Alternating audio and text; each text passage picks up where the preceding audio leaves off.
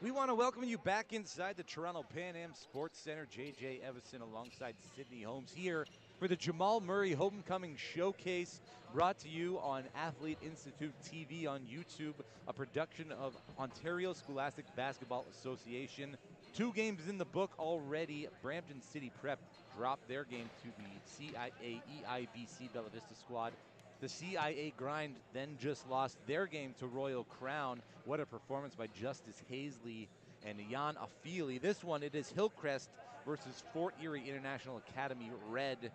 And this one, another marquee matchup for the day, 2 o'clock tip-off. We are underway. Into the front court, first shot is up, and missing everything was Quinton Rhymes, a 6'7" forward, senior year for him at Hillcrest.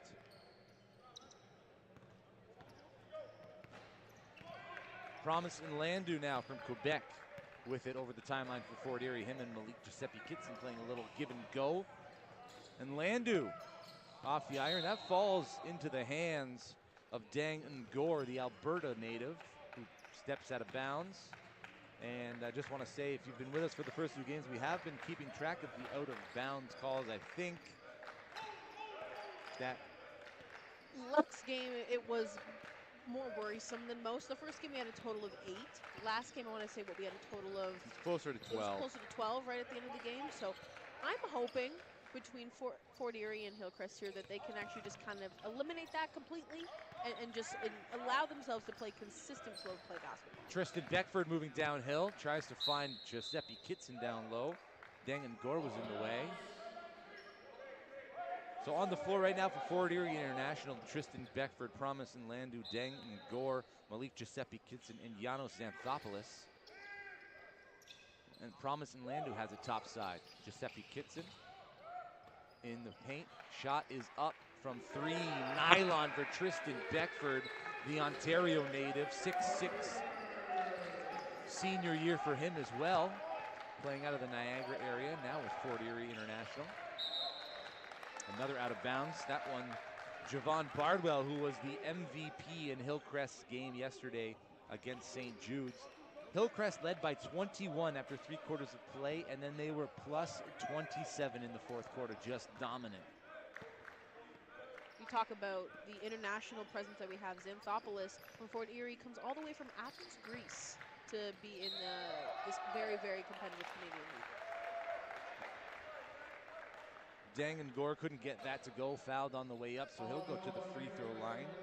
Dang Ngor was part of the U17 Alberta team for the Canadian National Championships this summer here in Ontario at York University.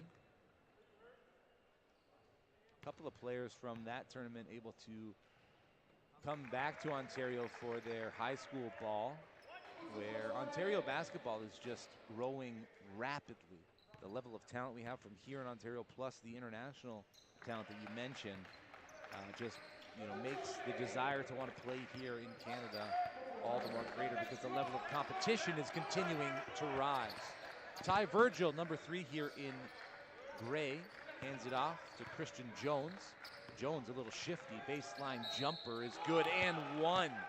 The 5'11" guard is a 20-27. Ooh. So count the basket, but foul's gonna go on Christian Jones for the kick out. It wasn't a regular shooting motion. He kicked his feet out, drew some contact that way. You always talk about instinctually if an athlete will do that. I don't know if I've ever known an athlete to automatically kick their leg out to try to draw the foul. It's not really something too common that players will do. Interesting call nonetheless. Ngor to Giuseppe Kitson, down Xanthopoulos back. Ball movement around the perimeter leads to an open shot. Tristan Beckford on fire. Something that Fort Erie has really been consistent on. It doesn't matter the year, doesn't matter the roster, has been their consistency of play. They have such a solid, strong foundation that they are able to fall back on and remain consistent. But we have some shooters here on Hillcrest. One of them being Javon Bardwell, and one opportunity on a 3-point make. A 4-point play potentially upcoming. And that was a tough 3 on the sideline, kind of stepping to the left, fading to the bench. Bardwell misses it, rebounded, going right back up strong with it was Tariq Reevy, couldn't convert, and now Malik Giuseppe Kitson looking to catch a body instead. Reevy pokes it away from him, and Giuseppe Kitson to the free throw line. So a lot of contact, a lot of physical play here. Less than 2.5 into this first quarter of the 2 o'clock tip-off from the Toronto Pan Am Sports Center this Sunday, October 27th. That's also something to note as well. You have so many fouls so early on. You have your starters out at the moment. You don't want to get your starters into a position where they're in foul trouble. I can understand giving a foul just to kind of get the jitters out, giving some physicality to the other team, but you don't want to get in the habit of relying on that constantly. You need to allow yourself to be fast enough to get into those positions defensively so you don't have to draw a foul. Foul's going to be called there on Xanthopoulos for the push in the back, sending Reevy way out of bounds.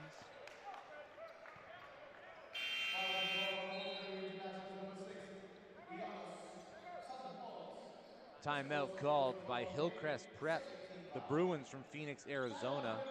They had one of the highest scoring games of day one, as I said, 131 points put up in 40 minutes of play. That is a phenomenal statistic.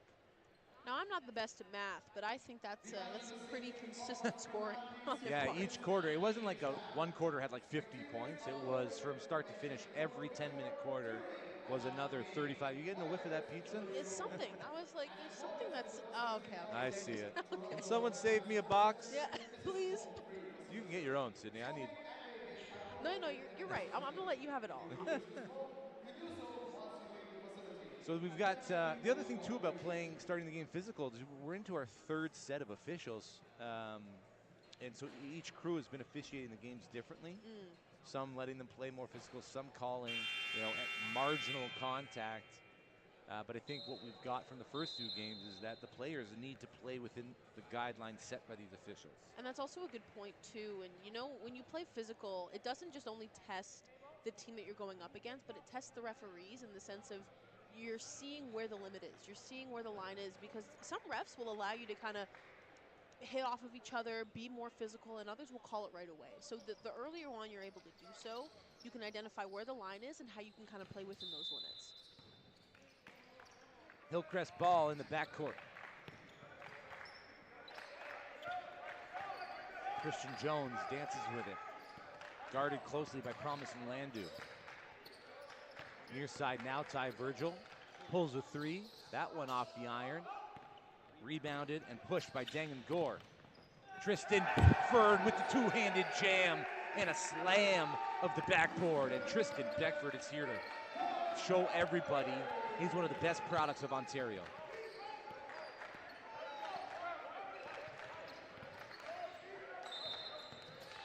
Stepping out of bounds before moving downhill was Javon Bardwell. Turnover. That's number 2 for Hillcrest. I know we didn't really get a chance to kind of dive too far into it over the first few games here, but we noticed there's a lot of different players. His head kind of working faster than his feet there. You notice there's a lot of players that are really so committed to the Division I route that there's the staple schools, right? There's the Dukes, there's the UConns. There's a lot of schools that have a prominent basketball team. But now we're seeing schools like Princeton University are kind of having a different, a more competitive roster over the years.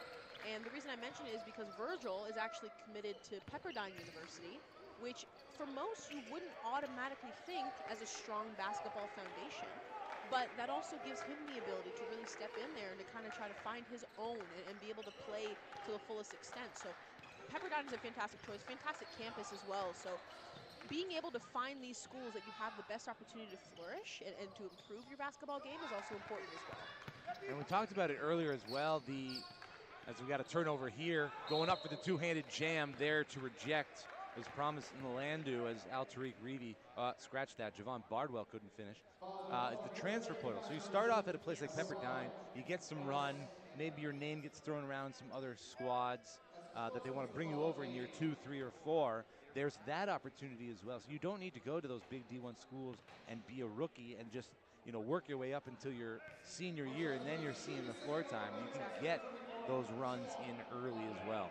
And I know we'll see him play a little bit later, Jordan Fisher, his brother Elijah Fisher, who's a name that it was constantly talked about a few years ago when he was in the league playing for Crestwood.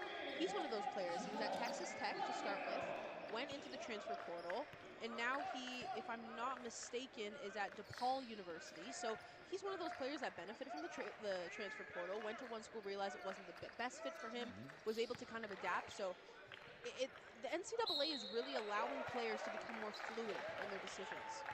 Xanthopoulos is blocked up top by Al-Tariq Reedy, the 6'10 center, 2027 grad.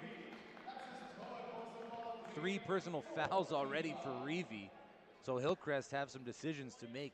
Marquise Gant, head coach over there, going to bring in somebody for Reevy, and that somebody is going to be Elijah Brown, 6'4 guard in his senior year here at the Hill.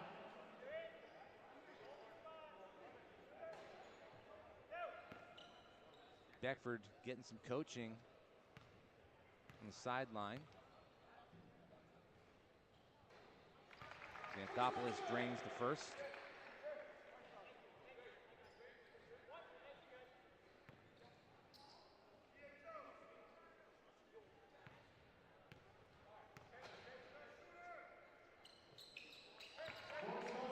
The second finds its way through the twine as well. It's 12-7 in favor of Fort Erie International Academy over the Hillcrest Prep Bruins.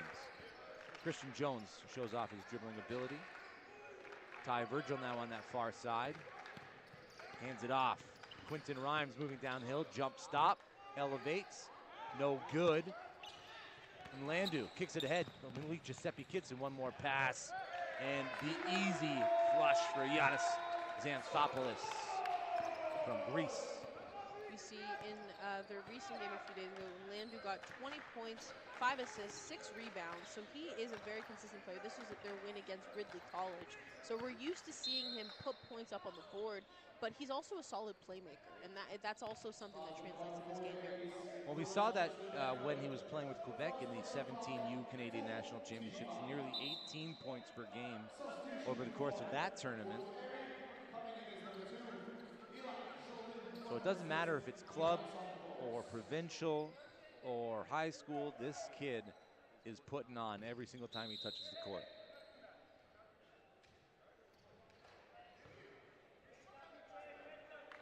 Official having a quick word with Giuseppe Kitson and Javon Bardwell, who are battling for position on the entry pass. Bardwell now.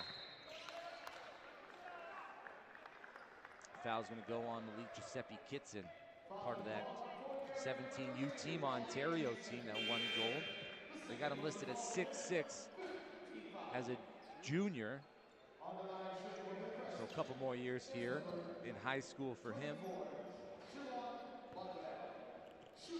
Bardwell's back to the free throw line. I always like when I see teams collectively get together in between plays, so whether it be like after the first foul shot or kind of like grouped together.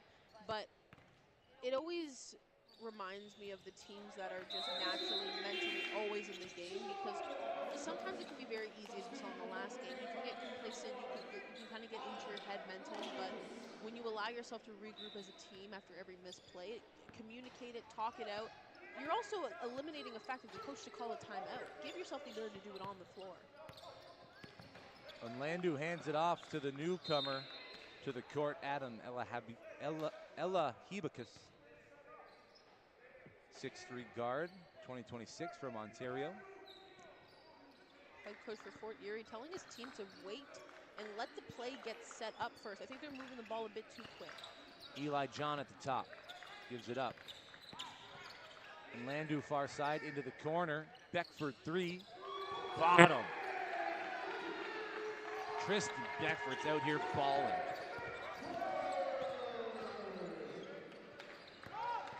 Ty Virgil swallowed up. He's got to give it up to Elijah Brown, and now Bardwell on the far side. 15 on the shot clock. Again, 10-minute quarters, 30-second shot clock, 6 personal fouls to work with. Baseline kicking it back out. Jones. Extra pass. Baseline Jimmy, no. Jones gets the loose ball. John's going to bring it back out. Shot clock resets. Bardwell steps out of bounds. Was ready to take the shot. Then saw Dangan Gore closing out pretty quickly. Had to put his foot back to drive. And that touched the gray paint.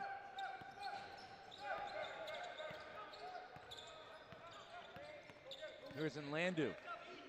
Forced to work at the logo. Now inside the paint. Jump stop. Kicks it back out. Eli Jean thought about it. Baseline's wide open. Blocked by the rim. Following the play was Dangan Gore. Beautiful follow by Gore. That's a way to truly not give up on the play. Don't assume that it's going to go in. Follow it to give yourself the ability to get those offensive points. 8 rebounds per game for Team Alberta in the Canadian National Championships back in August. Nice take, Javon Bardwell moving downhill. He's their guy. When he's going, this Hillcrest team is hard to beat. And Landu gonna head to the free throw line. Bardwell picks up another foul.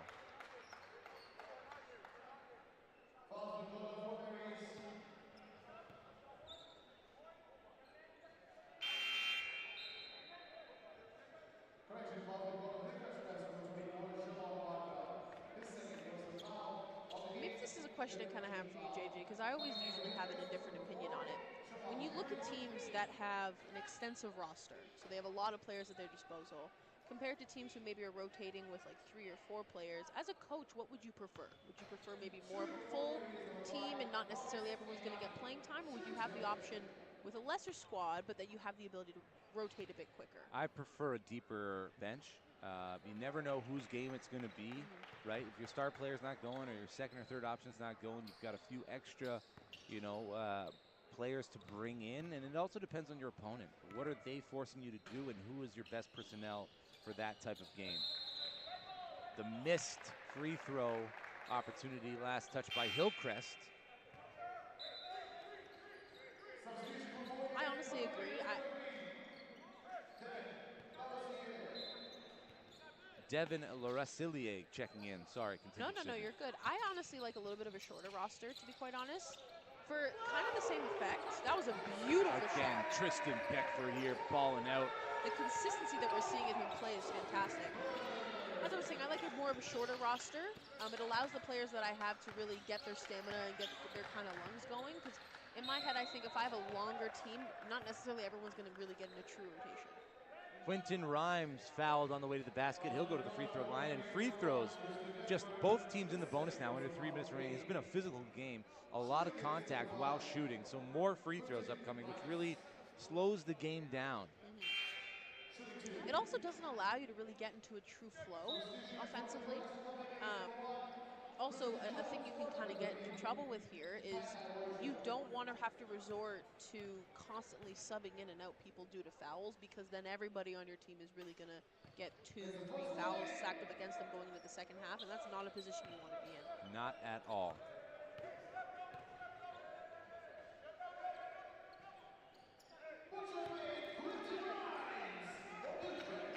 It's a 10-point game in favor of Fort Erie International Academy. Loracillier working at the logo, down low, extra pass. That shot's off the mark, rebounded. Gore back up, playing big ball. The length and size and physicality of this Fort Erie squad is just a little too much for Hillcrest to handle here in the first quarter. Leads up to 12 now. Christian Jones dancing with it. Wants the screen, sends his teammate through. Isolation ball. No off-ball movement. Jones elevates off the backboard. No, body's hitting the deck. Head up on the dribble was Devin Loracillier. He saw a teammate ahead of him, but didn't have the quickness to make that pass. Exactly. I also think there was a tremendous amount of hesitation on his part as well. He didn't have the ability to look up and register, should I make the pass or should I not? He hesitated too much, which resulted in the ball going out of bounds. Jones into the corner. Quentin Rhymes attacks, another jump stop. Foul's gonna go this time on Eli John.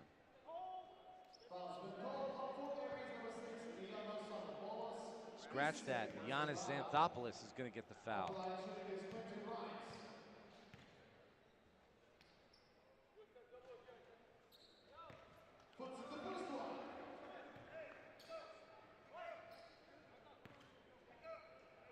There's a bit of conversation going on right now on the bench if they should take Xanthopoulos off the floor. Because if I'm not mistaken, that was either his second or that was his third. So he's kind of getting up there. Third foul. That would be 3 fouls on a player from Fort Erie and 3 fouls on a player from Hillcrest. The corner 3 is good. Elahi Buckus.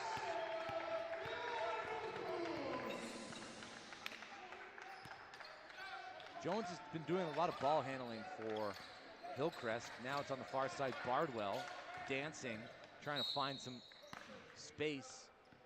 Instead, he runs into the Fort Erie player, and they're going to draw the charge. I think Bardwell got a bit bailed out on that one, to be quite honest. He had multiple opportunities to dish the ball out, and he should have. Dribbling is one thing, but dribbling to go nowhere is another, and I understand he was trying to create something, and it's totally fine to do it off the jump initially, but when you realize that Fort Erie was there and they were closing off the gaps, eventually you have to think, okay, I'm going to kick it out, rotate the ball, give myself another chance. So I think, again, he got bailed out going to the line here, but he should have moved the ball a lot sooner than what he did. Hillcrest seemed to be playing a lot more ISO ball. When you're watching them on the offensive end, it's not necessarily screaming motion, motion, motion. Whereas Fort Erie, it's just a flurry of red. Yes. Bardwell misses. And Landu up the court, head up the whole way, had a lane. He had a whole empty lane to the net. He's a pass-first type player, but sometimes, like you said, you got to call your own number. He wants the screen from the big man, number 8. Hadi El Khatib. And Promising Landu goes to the rack and gets the 2 points. He just wanted a little bit of contact, I guess, you know? Make it difficult. Yeah, you know, wanted a bit of a challenge, I guess. His eyes locked on the hips of Christian Jones. Nice dribbling by Quinton Rhymes. Jones now at the top, 14 seconds on the shot clock. 52 left in the opening quarter. Bardwell pulls the 3 off the mark. Promising Landu has numbers. This time, the pass, gets it back. Top side, stutter step. Nice patience. That shot's off the mark, rebounded by Christian Jones. Shot clock has been turned off for the remaining of the first quarter, 29-15, Fort Erie lead. Unable to keep the ball in bounds is El Khatib, the 6'6", 20-26 from Lebanon. I know we talked about the international players that are kind of coming and playing in this league, but it's not to consider the fact that they're also, some of them would be away from their families, they're away from their friends, just to commit to playing basketball at such a young age. That's a heavy commitment to make. Promising Landu goes up, thinking about the slam, lays it in. Shot at the buzzer, not going to make it. 31-15. It's a 16-point lead after 10 minutes of play for the Fort Erie International Academy team red. Tristan Beckford showing up and showing out. Promising Landu having a great close of the quarter. On the other side, Javon Bardwell trying to find his stroke alongside Christian Jones. Early thoughts, Sydney, on what Fort Erie has been able to do here through 10 minutes of play. 31 points, it's a big quarter. For those who've been kind of watching like the OSBA or like the Ontario Basketball Prep Circuit, Fort Erie has always been a constant team that's been clinical. We know this. But they've always been a team that's had a strong roster, but where they're able to really excel against other teams is their lack of mistakes on the fundamentals. And that's something we talked about with Drew. That was something we talked about with each other, is the ability for strong teams to really nail down the fundamentals is key. They're boxing out on defense. They're cutting those lanes off. They're being clinical, but also the chances that they're taking are good chances. And Landu is a solid example of that. He has the ability to see the floor very well and to not push the ball in situations where you don't need to push it. And right now for Hillcrest, Rhymes is doing an okay job of it. Bardwell is doing an okay job of it, but they're getting their spots, or they're getting themselves, in positions where they're forcing themselves to work 10 times harder to get out of trouble situations because they're not giving themselves a good rotation on offense. They're maybe trying 2 passes, and then they get trapped in the low corner and they're forced to shoot a shot. So the biggest thing right now that the Hill needs to really work on is trusting their offensive rotation and giving themselves a better look on offense so they don't need to try as hard to fight through contact that Fort Erie is giving them. They've also handcuffed themselves without having Tariq Reevy, another big, the 6'10 center. He's stuck on the bench with 3 fouls, and that happened early in the first quarter. In the second quarter, we are underway. Fort Erie International Academy ahead 16. It's Tristan Beckford on the far side. Spinning at the elbow, just throws it up. That doesn't go. Jones now, it's a 1-on-3. Waiting for a teammate. Hands it off to Drury. Drury over to Brown, and that play is going to be stopped. Another foul. This one a side out of bounds.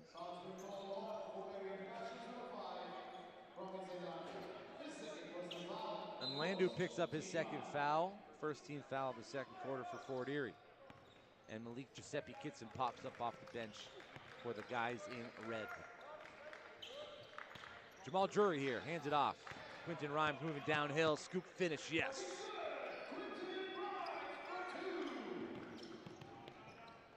1-2 stepping in the lane, that shot doesn't go. Hillcrest with the rebound.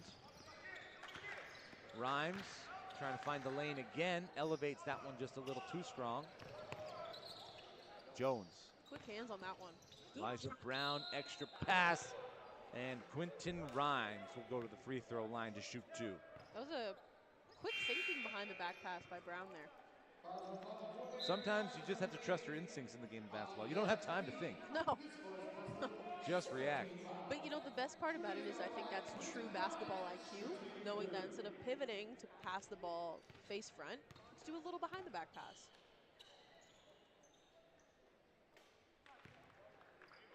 Rhymes makes the first.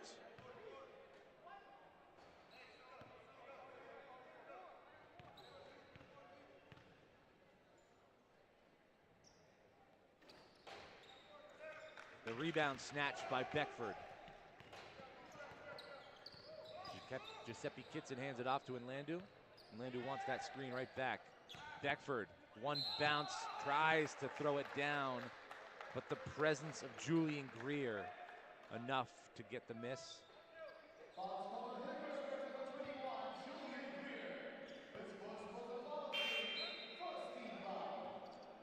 Coming in for Fort Erie, number 2, Eli John, alongside number 11, Dangan Gore.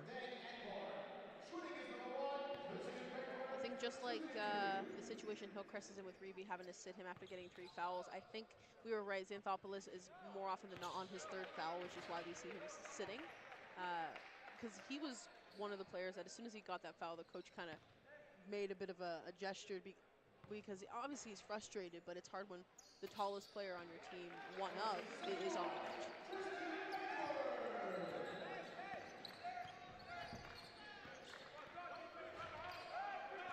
Christian Jones into the front court on the near side wing now. Dances with it, gives it up. Feet set, shots up, bottom, Jamal Drury. And there he goes, running back on defense. Giuseppe Kitson blocked at the summit by Quentin Rhymes. All hustle here in the second quarter for Hillcrest. Drury keeps near side, Jones works into the center of the lane, gets his own rebound. Going up and getting contact was Julian Greer. He'll head to the free throw line. Free throw after free throw after free throw. I know we talked about being able to fight through the mental of a good play, really celebrating yourself and just getting back on defense. And Drew really did that. He nailed a 3 in the corner and was the first to get back on defense, which allowed his teammate to get in a better position for the block. So that was a fantastic play. In and out for Greer from the charity stripe. Trying to make this a 10-point game.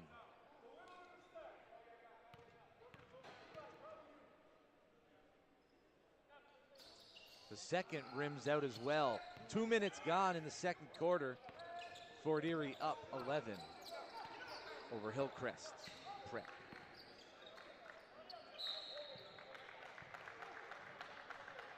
It's a tough ask for Jamal Drury to keep Giuseppe Kitson outside of that painted area. Try all you'd like, but you got to put a hand on him at some point. And that one right in the eye line of the officials. Ty Virgil checks in for Jamal Drury. Promise and Landu. Baseline. Beckford elevates off the front iron. Virgil picks up speed, moving downhill. Fading to the corner, gonna reset at the top. Jones has it. Wants the screen. Gets some space. Guarded now by Dang and Gore. Gets and Gore reaching. One dribble, step in. That shot no good. Beckford with the rebound. And Landu inside out dribble. Can't shake his defender. And Gore far side. Moving into the paint. 1-2 step lefty lay-in. That has to be my favorite thing in Gore. I love when you do like the little celebrations afterwards. I think we saw a lot. You and I, we had the privilege of doing Hoop Queens this summer. There was a lot of cradling the baby, too small, or like I'm stronger than you body celebration. It's just, I'm such a huge fan of that. I love it. Eli John fouls the three-point shooter, Christian Jones. So 3 free throws upcoming for Hillcrest. I've already stated this publicly. My favorite celebration is no celebration. Just get back to playing the game. See, maybe this is just me. I love just, again, don't do it all the time, but I love when it's due and you body up a big man or you get a good layup and you just do the small. I love that. Christian Jones has been struggling to get it going here at the 2 o'clock tip-off. Javon Bardwell, number 24, won MVP of the first game that Hillcrest played against St. Jude's, where they put up a plus 27 in the fourth quarter alone. Big win there, 131 to 83.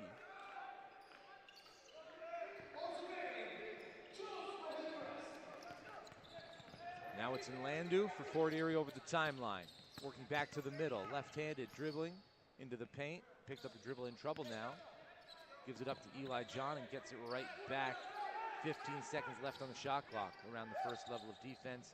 Dang and Gore off the back of the iron into the hands of Virgil. Got numbers, pulls up Jimmy, no. And Gore has 2 ahead of him. It's Beckford, watch out. Two-handed jam, Tristan Beckford, his second slam of the game. I don't know if anyone was able to hear that, but Gore was yelling before he even slammed it in the net. He just knew. He knew what was coming. Celebrating before the basket is made is a tough choice. Yeah. See the other day, who was it? Luka Doncic handed the ball off to Klay Thompson, ran back, and was just waiting for the crowd reaction to see if it went in or not.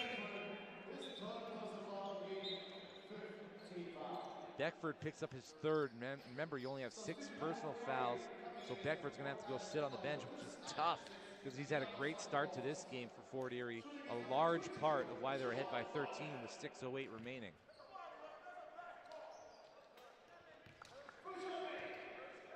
If you're tuning in on Athlete Institute TV on YouTube, we want to thank you so much for joining our broadcast. If you're in the vicinity of Scarborough, come down to the Toronto Pan Am Sports Center.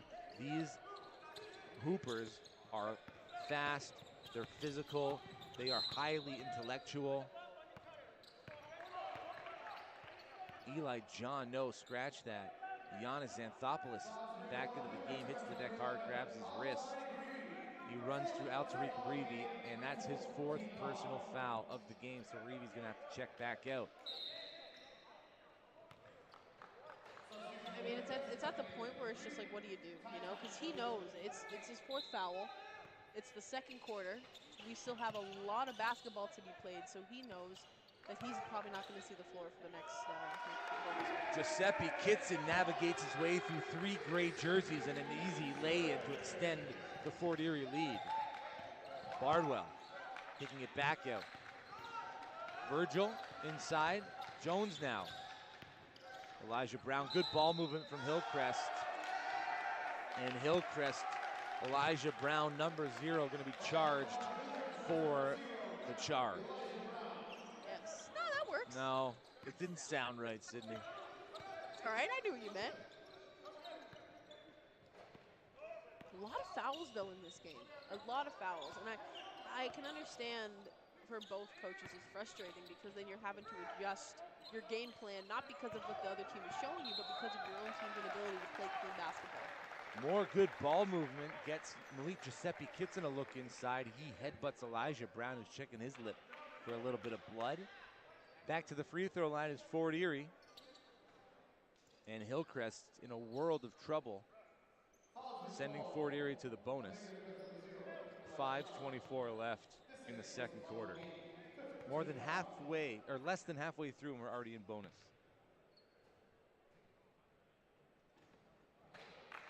Giuseppe Kitson gets that one to rattle in.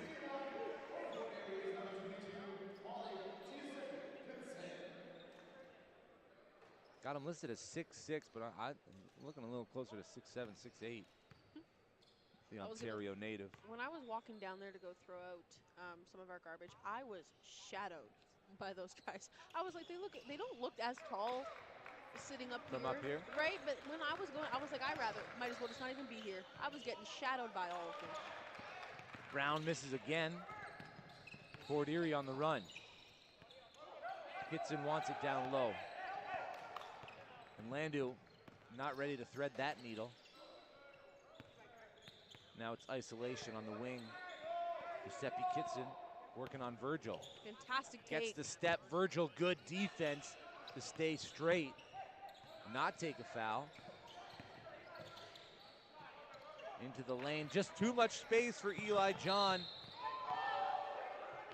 I think he was expecting contact and didn't get it there, John, unfortunately. I think which is why he paused. The bunny just not ready to go through the hole. Oh, that's on Fort Erie. Yeah, there was a turnover, and Malik Giuseppe Kitson gets tagged with it. So both teams in the bonus. I don't think I've seen this many fouls in a while. In the first half, I'll say, in the first half. Dangan Gore is going to send Giuseppe Kitson to the bench.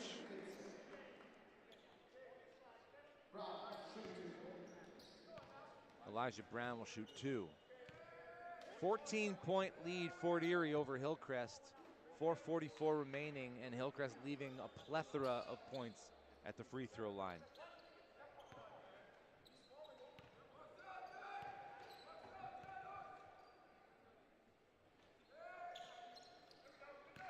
Nothing but nylon on the second for Brown. Timeout, Fort Erie.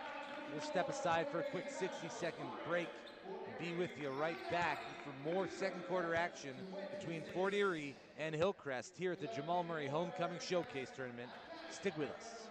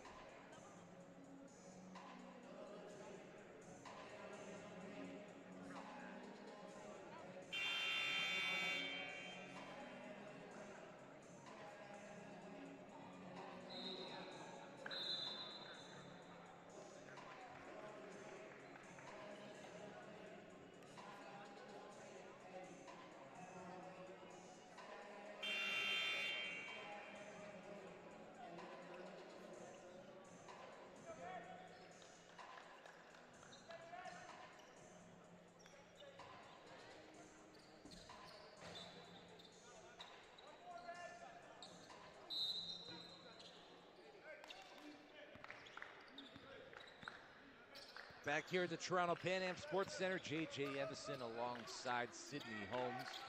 Here with you all day for the Jamal Murray Homecoming Showcase. Fort Erie International leading Hillcrest Prep, and that's a nice bucket from Dangan Gore. The big-to-big pass coming from Giannis Xanthopoulos out of Greece. He's in his senior year, listed as 6'10". Took a hard fall early, so it's nice to see him on the court contributing. He's going to step over with help defense, stays vertical, but his arms reached forward. If I'm not mistaken, that's number 4. Yep. If I'm not mistaken, that's number 4. Third. So they must have given him an early one on somebody else. I think the problem we're seeing, the Fort Erie coaches is visibly frustrated.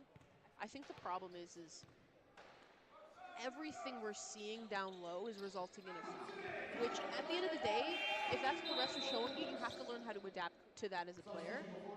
So don't put yourself in a position where they could possibly call the foul on you. Don't even drop your hands, especially when you're that tall as Xanthopoulos is. You have to just keep your hands naturally up and out of the way, and that's for everybody because you know they're going to call fouls. They've been calling fouls the entire game. We're 4 minutes left in the first half, and both teams are in bonus. So you have to be able to adapt with what the teams are showing you. And Landu forced to travel there. Good defense, and when the double came and Landu had nobody to give it up to.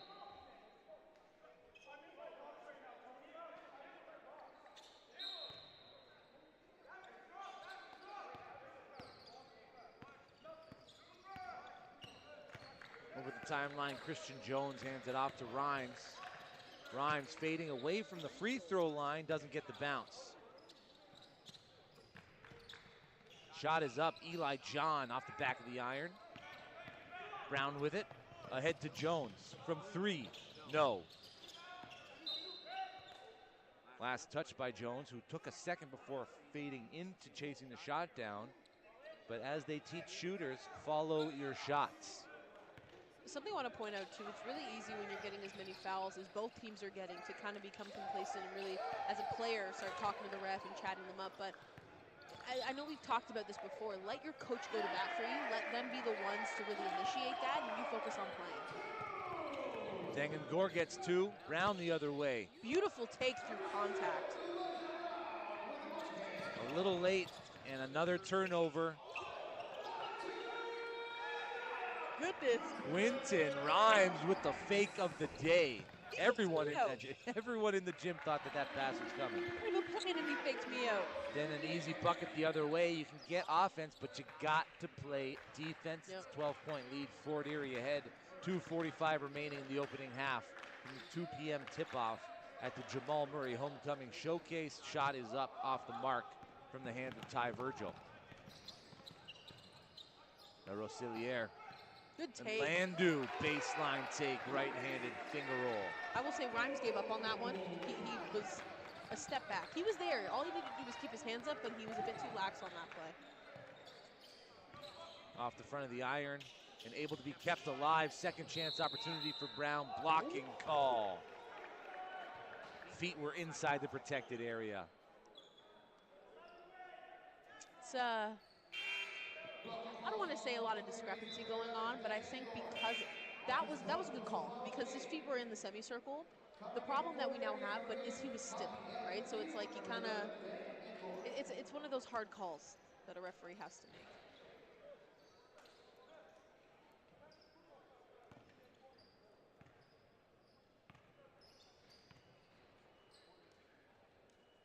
So Elijah Brown starting to find his form here in the second quarter. The 6'4" guards in his senior year.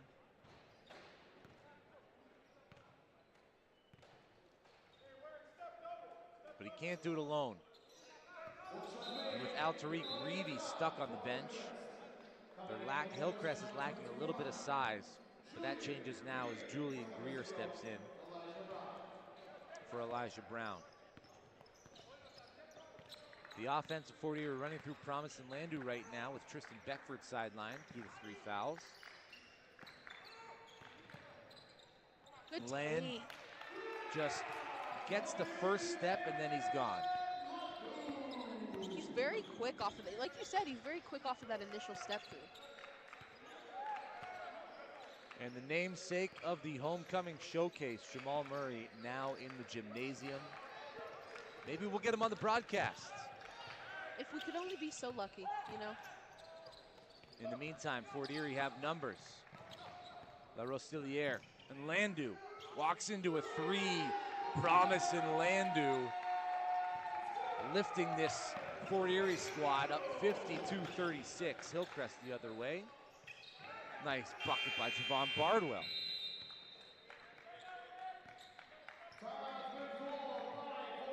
Timeout on the floor. Want to talk things over as we approach the end of the opening half. 52-38.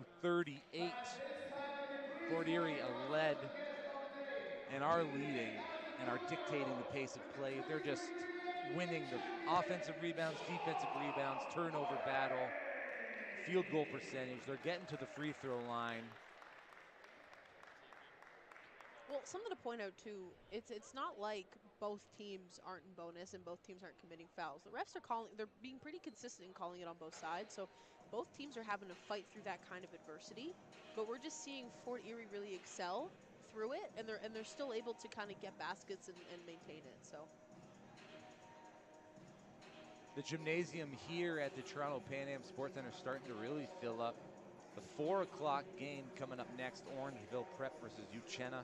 And then 6 o'clock, the marquee matchup, Canyon International Academy Nike squad versus William Academy. And then the final game for today and for the Jamal Murray Homecoming Showcase, Crestwood Prep against Orangeville Academy. Again, if you got the night off and you're in Scarborough, come on down and get to watch these Hoopers in person. You know, it's worth mentioning as well, Jamal Murray coming from out of Orangeville Prep. His brother doing the same thing now. Lamar Murray, that's right. So it's pretty cool to be able to see your program still thriving, and then to have your brother kind of go through the same one is I guarantee you it's pretty cool. But also with him having showcases like this, he gets to see how far the talent has advanced since he was in the league and since he played. Right? I'd be interested to pick his brain about that, what he remembers from his time at Orangeville Prep in 2014 and what the talent pool was like. You know, whether he had the option to go and play high school ball in the States, or he waited for Kentucky. As the corner three is good from David La Rostilliere, another Quebec native playing on this Fort Erie squad. Coming right back as Bardwell doesn't get it to go. Second chance opportunity batted around, last touched by Fort Erie. So Hillcrest get another chance with 27 seconds left on the shot clock. 50 seconds left in the opening half. Well, then we saw too, he had the option of playing with Thonmaker, who is someone with fantastic talent. So it's just, the talent is just astronomical now. So it's just, I hopefully, like you had mentioned, we have the option to kind of ask him a few of those questions. Good rebound, Elijah Brown off the miss from Christian Jones, who's continuing to put on a dazzling display of ball handling.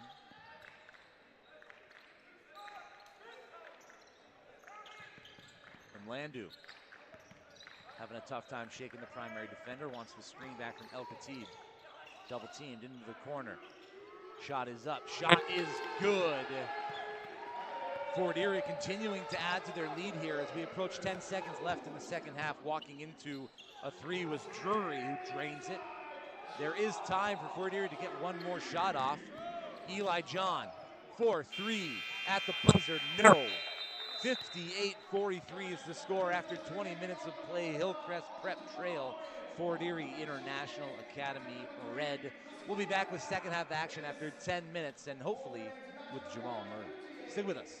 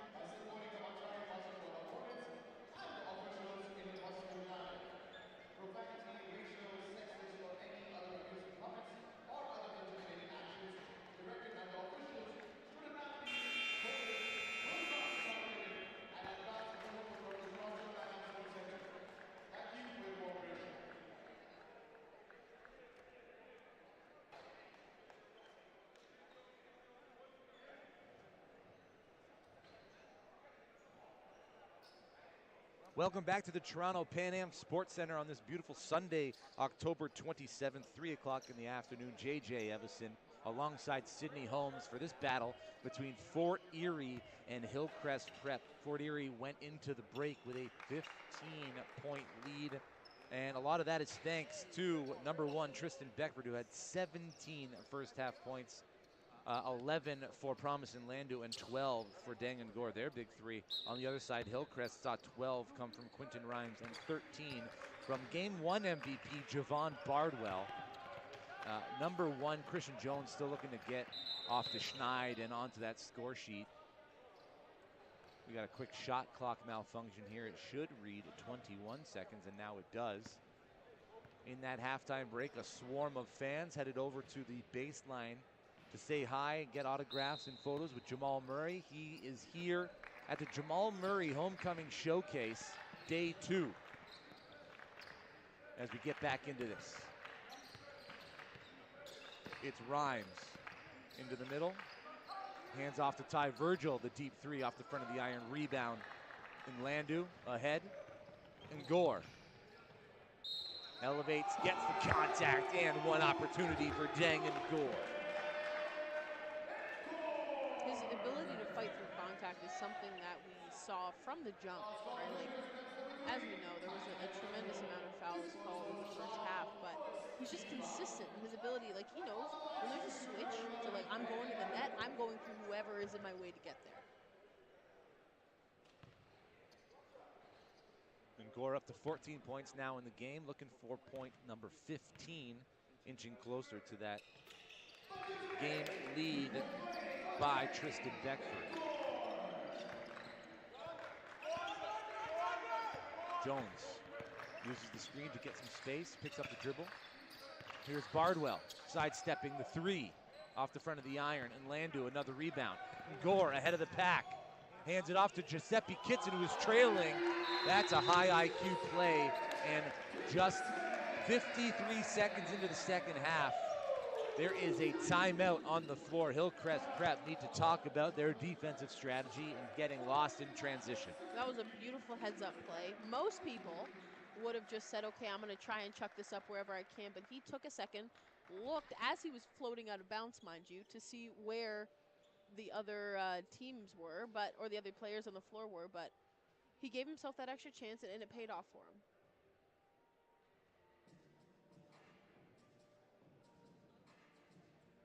It seems that there's just a little bit more energy in the players from Fort Erie, whereas Hillcrest have just kind of been beaten down, right? They got Tariq Reevy with 4 fouls. He's a big presence on the floor. Christian Jones hasn't got his game going. Bardwell looks a little bit off compared to what we saw from him yesterday. So they're still trying to figure it out.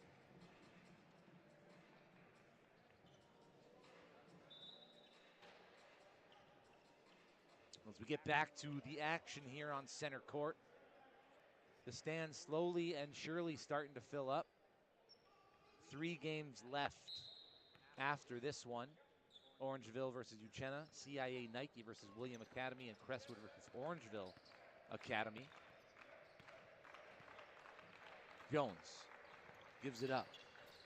Virgil. And now into the hands of Bardwell. Hounded at the timeline by Dang and Gore. Bardwell with the step. Elevates, no. Another defensive rebound. Promise and Landu ahead, but turned over. Has no one there, and he doesn't have a dribble. In the corner, Bardwell working baseline, kicks it out far side. Stepping out of bounds, Quinton Rhymes. That's, you know what? All things considered, that's not too bad for this game. That's 3 in total, all on Hillcrest. But that's not too bad. That's less than what we've seen all games today. Giuseppe Kitson up top. Thought about the shot, but was swallowed up on defense by Reevy, who's back on the court playing with 5 fouls, I believe. Virgil over the timeline, hands off. Jones into the middle of the paint from the free throw line. That's flush. Beautiful shot. Way to stick with it, too, especially when there's a solid big man in front of your face like Xanthopoulos. Oh boy, going downhill. Tristan Beckford gets some contact, grabbing his midsection, needs a section. And guess what? Al Tariq Reevy receives his That's his fifth personal 5th foul of the personal game and foul. second team foul. And we're just getting started here. I honestly This didn't think we were going second to see him until the 4th quarter. I know, it's if anything, I think coach maybe wanted to put him out to maybe test it a little bit to see, but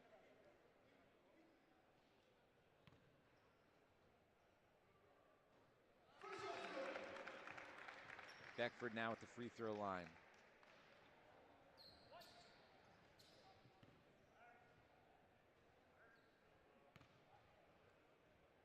He's up to 20 points in the game.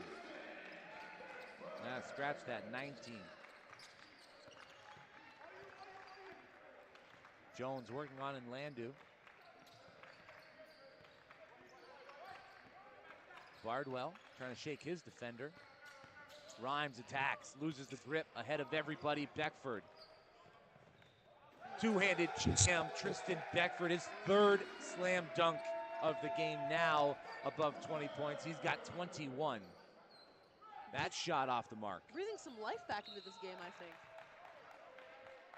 If you need an injection of energy or effort, Tristan Beckford's your guy. It's a 22-point lead for the Fort Erie Falcons.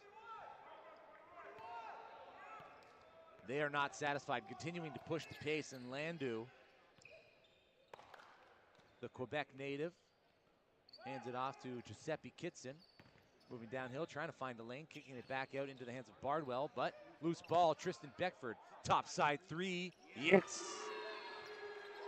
I don't know if it's because there's a lot of fouls, more than we've seen all day in this game in particular, but it seems more of a settled game than anything else in the second half. Like, again, it's not to say that the teams aren't playing with intensity as they are, but it doesn't seem like it's as, there's a lot more, there's not as much contact. Like, it's very settled in terms of plays kind of going to fruition and kind of going through the motions, so. Christian Jones knocks down a 3. Maybe that's the bucket that gets him going. And Landu 1-2 step and swatted out of bounds by Ty Virgil. Good active hands on defense.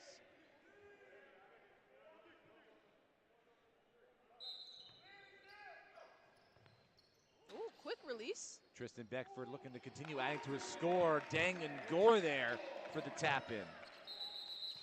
This is why you, oh, and they called him on something. Yeah, Dang and Gore is going to get a foul called on him. Oh, they called him on a technical.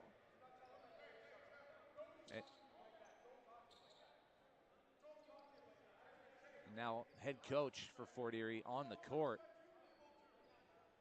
imploring the officials to not, Anyway, there's a conversation here. The official wants everybody in. One last word. Shot's going to be taken by Quentin Rhymes, 6'7" senior.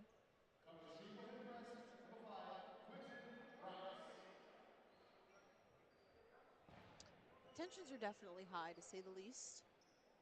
I think solid regroup there from 40. See, I love stuff like that. And now they're huddling together, having a conversation amongst themselves, Yep. right?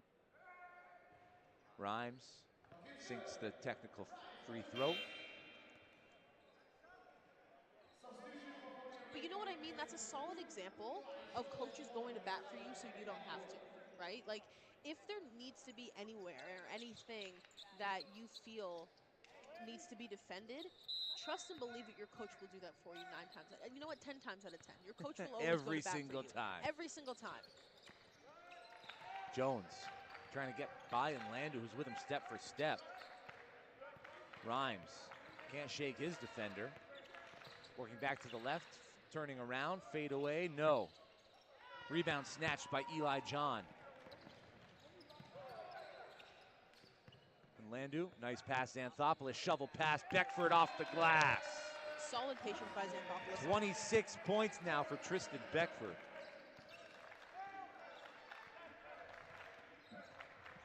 Nice inside-out dribble. Christian Jones. Okay. Quentin Rhymes trying to climb the ladder. Second chance opportunity, and Rhymes puts it through.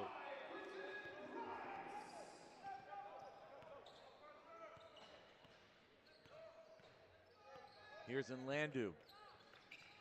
Gets it right back from John.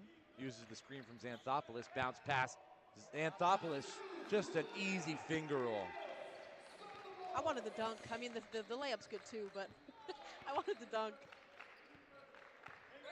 He wants the screen. Back on the floor, playing with 5 fouls is Tariq Reevy. Quentin Rhymes puts up the 3, but the whistle blows before the shot gets up, and the foul's going to go on Giannis Xanthopoulos. He's getting a lot of fouls. It's his 4th, so a couple of players that might be in some foul-out trouble here. Obviously, Tariq Reevy, number 11 in gray, and then Giannis Xanthopoulos, number 6 in red. 5 minutes remaining in the third quarter, 76-51. Fort Erie lead here at the Jamal Murray Homecoming Showcase at the Toronto Pan Am Sports Center. Again, J.J. Evison, Sydney Holmes on the call with you.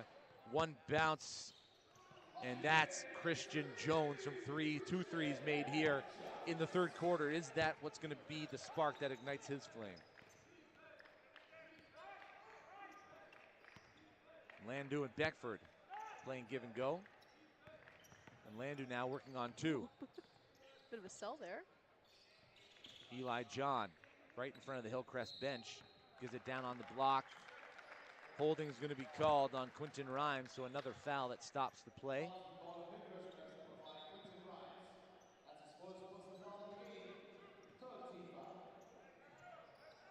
I know we were talking about this a bit off camera, but we've been kind of letting people know if you're within the area and you're able to come down to the Toronto Pan Am Center here for this fantastic showcase, Jamal Murray Homecoming Showcase.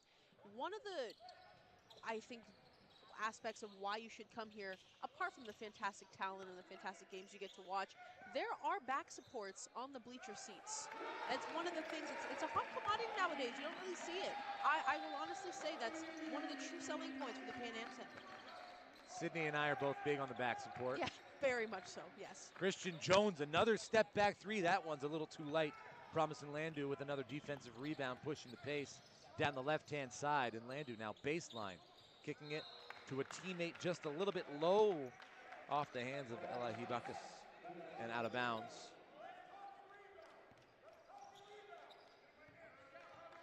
Head coach of Fort Erie Falcons imploring his team to talk and rebound.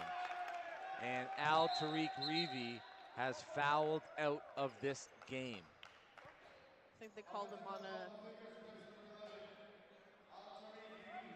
I will say the hard part with him is he was already mentally checked out of it because he got so many fouls at the beginning that all you need to do if you're Fort Erie is just learn to poke like the right buttons, and you're going to get him to kind of act out. It's unfortunate though, because in tournament, I mean, again, in showcases like this, it's just that. It's to showcase your talent, to showcase your skill.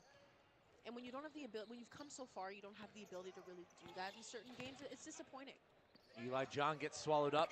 Out on the run, Javon Bardwell with the two-handed jam. Good take. That's the dunk that I wanted to see, you know. He's got 15 points now in the game. Tristan Beckford with a nice finish of his own. He says, Bardwell, I see your finish, and I'm going to raise you one. And he's 2 points shy of 30 in this game, is Beckford. Bardwell with a 3, bottom.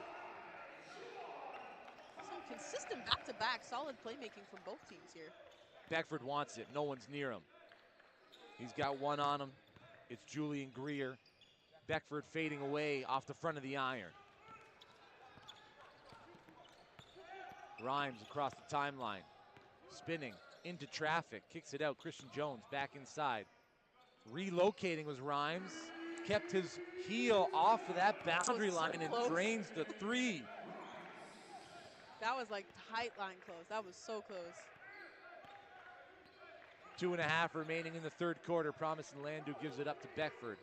And now it's John back to Landu inside. Good ball movement, good spacing. Foul on Elijah Brown. Beckford's going to go to the line for 2. Or was he in the act of shooting? That was good positioning. when you're in positions like that, and when you're down low and the defender's so close to you, Beckford did exactly right. You have to turn your body so that way naturally the defender's in a position where they have to either run to get around you or reach. So it was a solid effort on his part. Now he's headed for the line for 2 shots. 15 foul. 15 foul. Correction.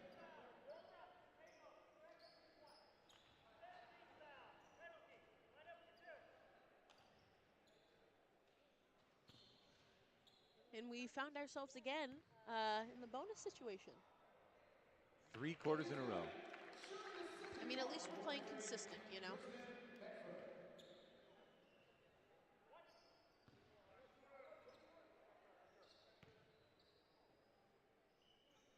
Beckford has 30.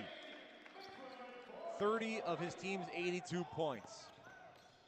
Really quick the other way. How about that rejection from Beckford? Not only can he do it offensively, but defensively as well. You got to reward the defensive effort with an offensive opportunity. His pocket was picked by Elijah Brown. Elijah Brown looking for Bardwell. It's a little sloppy, but it counts for 2. I think so. The lead now 18 for Fort Erie. La Rosillier gives it up to Beckford.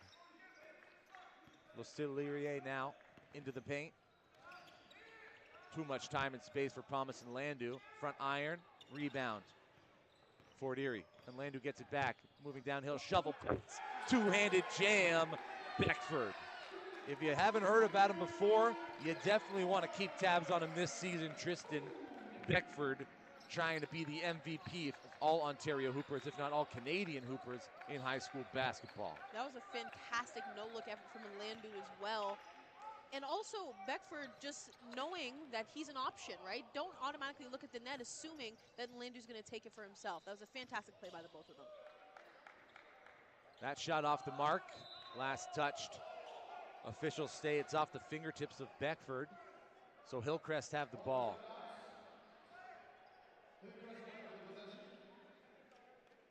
Full court press here by the Falcons. Well, a little bit of a laxed one. 60 seconds left in the third quarter. Hillcrest looking to make a move. Christian Jones sit back. Quentin Rhymes tickles the twine. It's a pure shot. With as much adversity as his team has to deal with today, Rhymes has been consistent, very much consistent. Beckford back to Landu. And Landu wants to screen from El Khatib, uses the screen from Beckford, creates some distance, uses the backboard. And he's been very impressive in that point guard position, just directing traffic, finding lanes. Rebounding, he's got to have double digits defensive rebounds. Just his ability to play at both sides of the floor has been superb in this game. Christian Jones works to the middle, top side, has one to beat. Shifty, Bardwell, no. And at the end of 3 quarters, 86-67, Fort Erie lead Hillcrest Prep. We're going to step aside and come back for fourth quarter action in 60 seconds. We'd like to take a moment and recognize and thank our incredible sponsors who are here support, helping making this event possible. A big shout out to New Balance, bringing you the best in athletic footwear and apparel to elevate your game. Special thanks to 1990Z, a brand that champions authenticity and style in every way.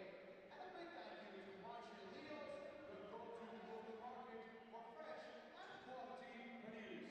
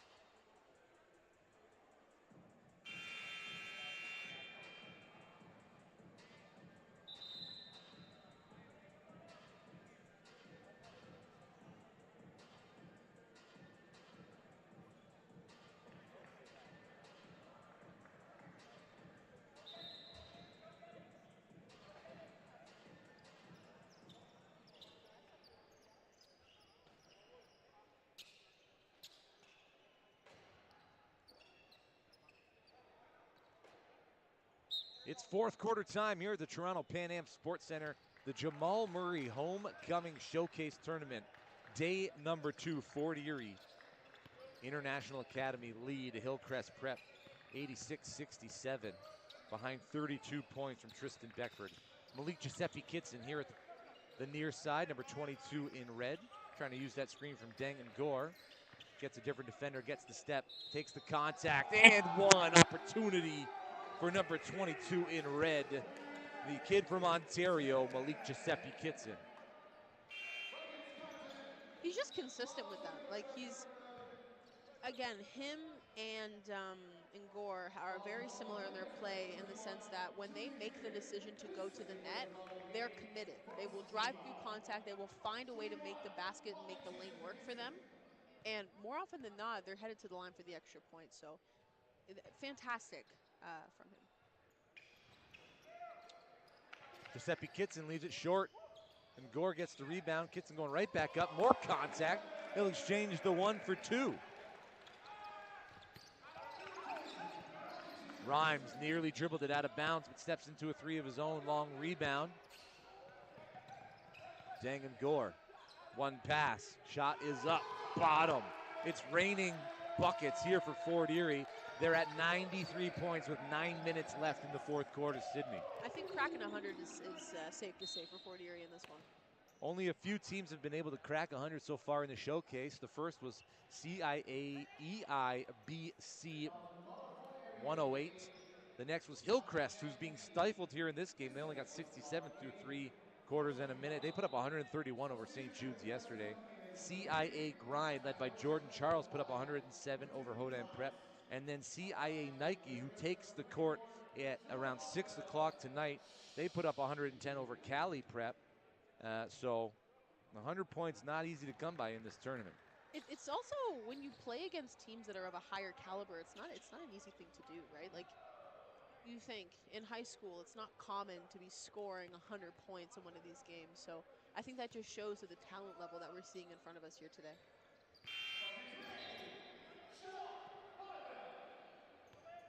Substitution for Hillcrest coming in as number 1, Christian Jones for number 0, Elijah Brown. Christian Jones checks back into the game. He had a couple of timely threes in the third quarter. Asking for the ref for a travel on that. Should just keep playing defense. Don't worry about the whistle.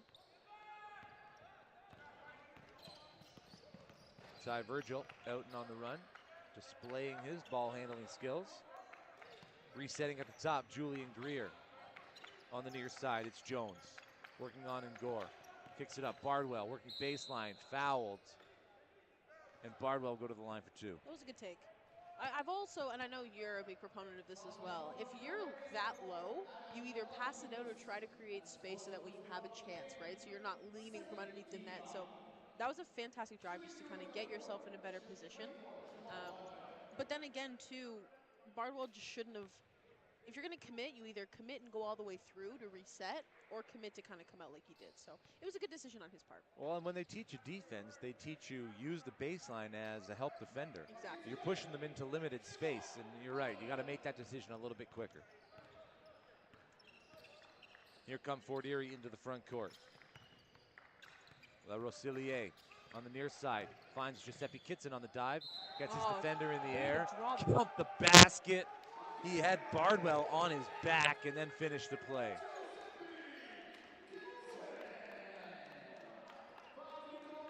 And you know what I love? Tristan Beckford comes up off the bench, you know, flexing. And when you look back at your bench and they're giving you that kind of energy, it just pumps you up to want to get more. For sure. Well, and you also think, too, their ability to play through the adversity of getting all the fouls in the world called on them in this game, and yet they're still showing out.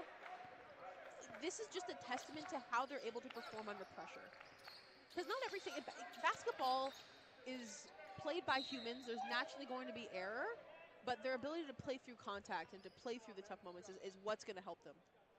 Dangan Gore called for the foul as he reached into the path of Javon Bardwell's follow-through. Bardwell, tough to try and make a shot over a guy like Gore. I mean, with that wingspan, I mean, he stands 6'7", maybe 6'8". That wingspan's close to 7'5". For number 21, Julie Greer.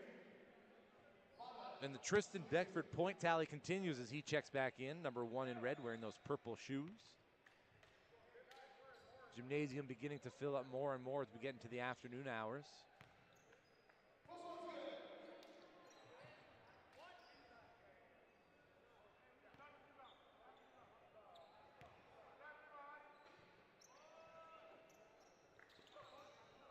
The second, no good. Good take. Going end to end, Le Rosilier can't finish. Christian Jones slows things down. Has a bigger defender on him, and El Khatib kicks it out. Feet set, shot up. That rattles through for Ty Virgil.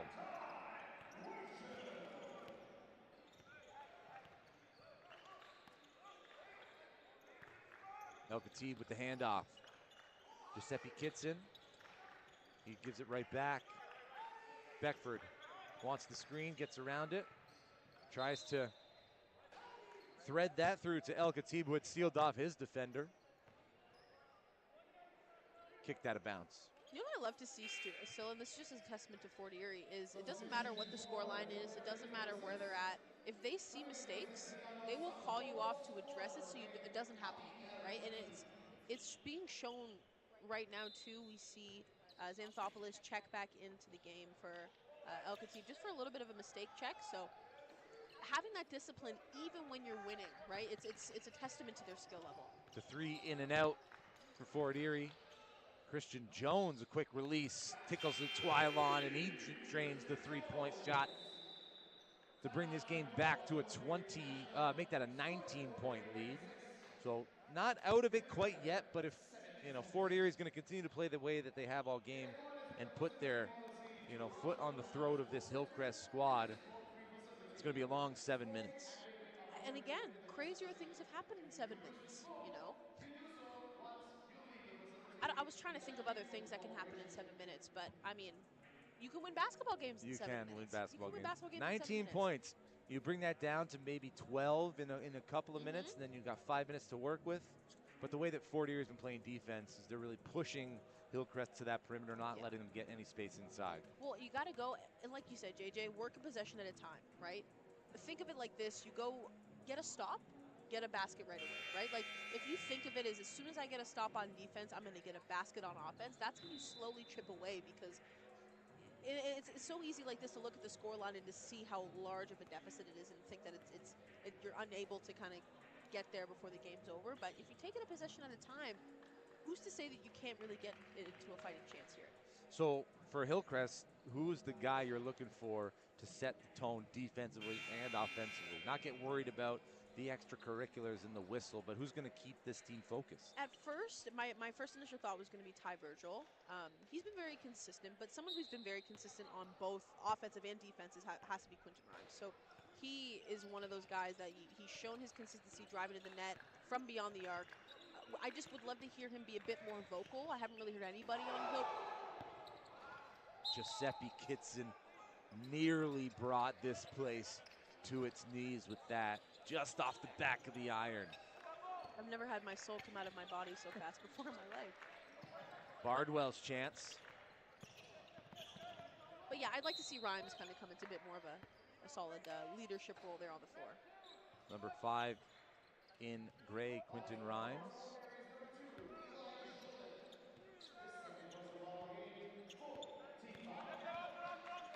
Jones. Is there a lane inside? No, swallowed up. Good defense by Fort Erie. Jones again working on Landu. Kicks it out. Here's the guy you were talking about, Quentin Rhymes into the paint, elevates back iron. Giuseppe Kitson with the rebound, head up. Trying to shake his defender. Wants the isolation. He's going to go right back to the hoop, off the backboard and through.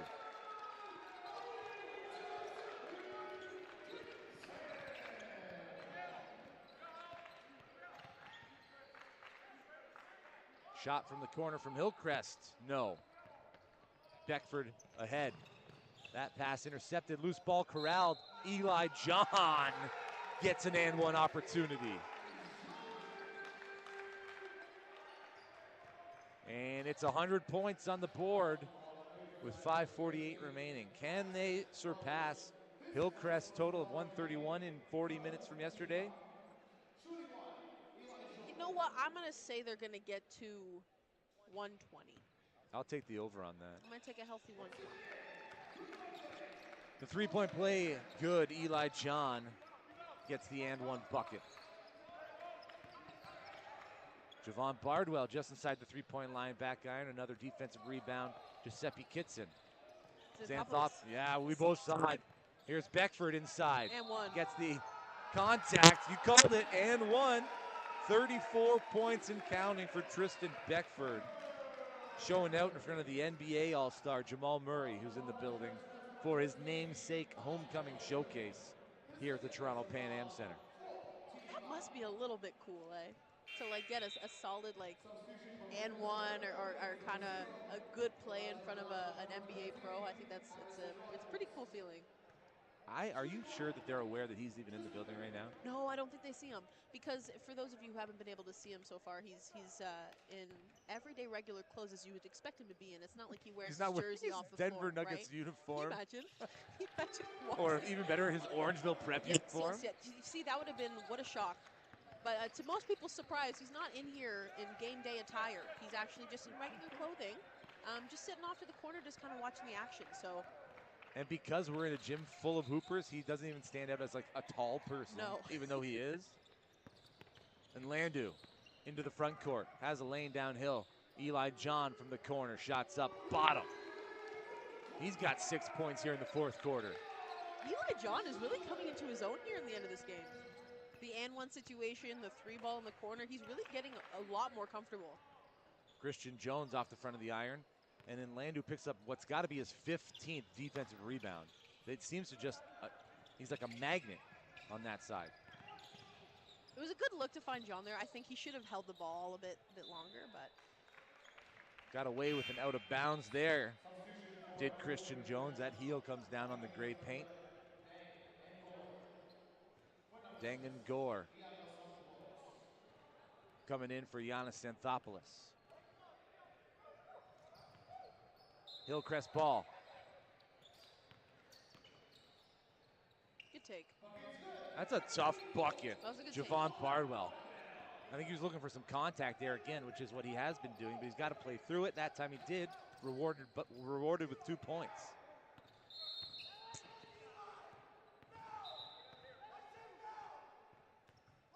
Eli John getting an earful from the coach. You can put 6 points up on the board, but if you're not going to play the game, you know, with intention, you're going to come out. And that's one of those things too. Is again, you look at this scoreline and think, why is the coach getting so animated by a misplay? Because if you're going to do it in moments that you're winning, you're going to do it in moments that you're losing. So you have to stop it when you see it. Well, Fort Erie won it all last year, and the MVP Ishan Sharma headed down south as NCAA hooper now. And that tradition of winning is strong within Fort Erie, and they want to keep that going. So it doesn't matter if you're up, 30 points. You got to do things the right way. Absolutely. 4:13 left here in the fourth quarter. 107-79, Fort Erie lead over Hillcrest. That second shot, no good. And Landu over the timeline, guarded by Jones. Giuseppe Kitson sets that screen, and Landu gives it right to the screener and gets it back. And Gore inside. Giuseppe Kitson gets 2 in the air. Nice step through. Kept that foot planted. That's nasty. It's his patience, like his ability to fake once, fake twice, and then finally go up for the shot, right? Like it's, oh, here we go again. Comes away with the steal. They've got numbers. And Landu, bounce pass. Dangan Gore, two-handed jam. That's not going to be called a technical foul. Right? You gotta, it's hard. It's hard. I don't know. Stepping into a 3, that's off the mark, and another defensive rebound promising Landu. Going all the way with it, And Landu cupping it like he's a running back and throwing it down with some ferocity. 3:15 left in the fourth quarter, and Fort Erie have put 113 on the visiting Hillcrest team.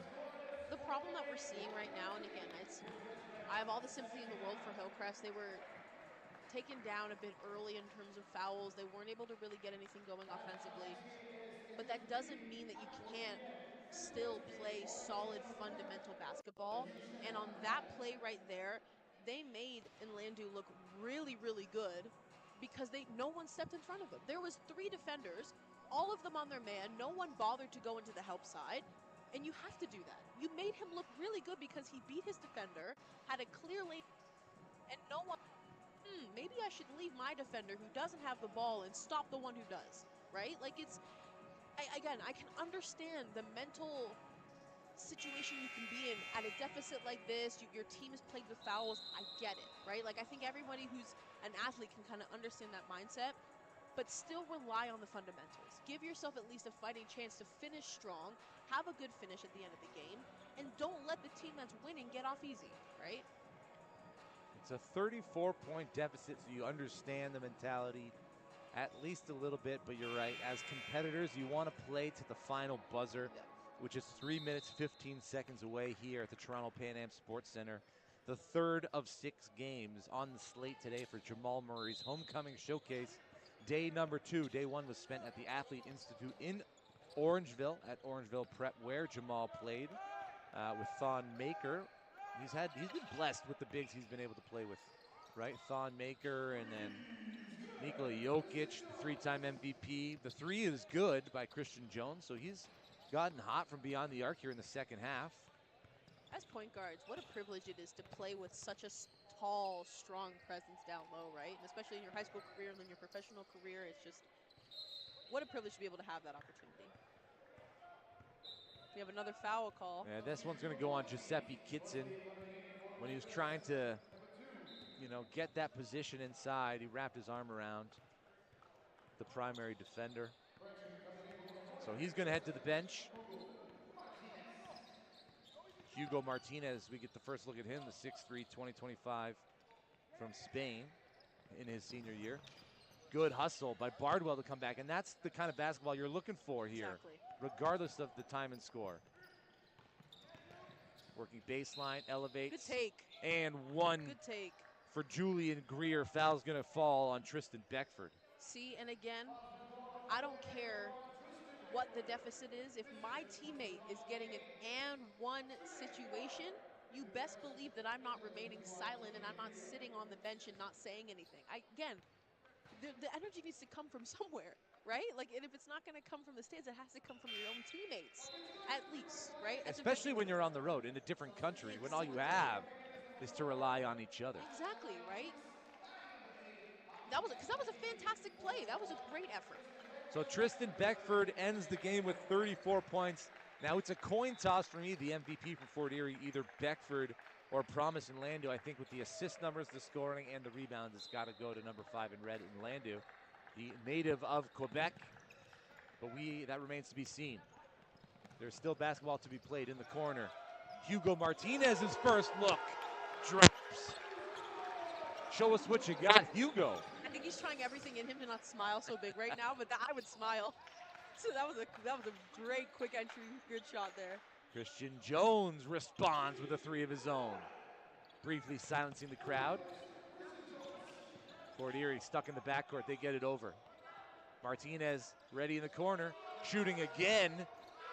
Boom, rattles it in. Hugo Martinez has gotten the biggest reaction of any player from Fort Erie's bench so far. Not even a minute into the game? Another into the game. 6 points for Hugo Martinez in less than 45 seconds. The response the other way, Julian Greer. They got to feed him again, right? I think so. Look at him, he's smiling. They got to feed him again. He's so happy. Come on. He Ball's on the far side. At least even if he nice misses it, dive, good find. Play.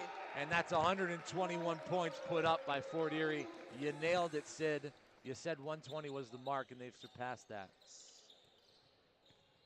Should have bet like a chocolate bar on it or something. I'll get you a Timbit. There we go. That shot off the mark from Greer. All right, they need to find him again.